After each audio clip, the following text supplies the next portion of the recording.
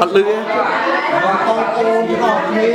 នៃសហគមន៍មនុស្សធម៌ផ្នែកសាមគ្គីនេះ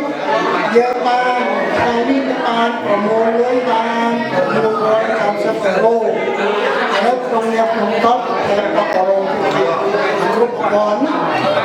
ខ្ញុំមានប្រព័ន្ធកាត់អធិរានេះលោកអូនេះដែលទៅក្នុងនេះ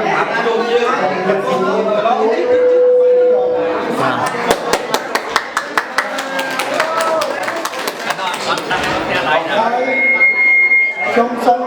ឱកាសជាអាណារដ្ឋាភិបាលសមាគមជាស្មីនៃអ្នកដែលបានជួយគ្រប់គ្រងសហគមន៍មនុស្សធម៌ផ្នែកសាមគ្គីនេះថានៅថ្ងៃសៅរ៍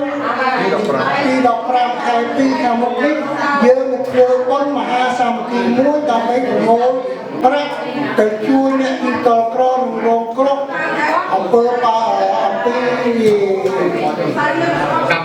ពើរលកឈាមមានរបស់រដ្ឋាភិបាលសង្គមមានមនុស្សស្លាប់និងជនពិការជាដើមនេះហេតុតែខ្ញុំអំពាវនាវ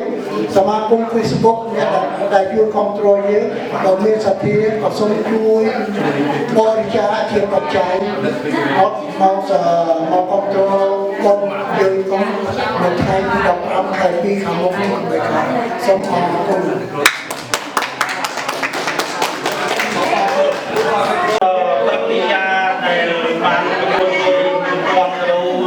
ដាក់ក្នុងសហគមន៍មនុស្សធម៌យើងនេះសូមអរគុណបងប្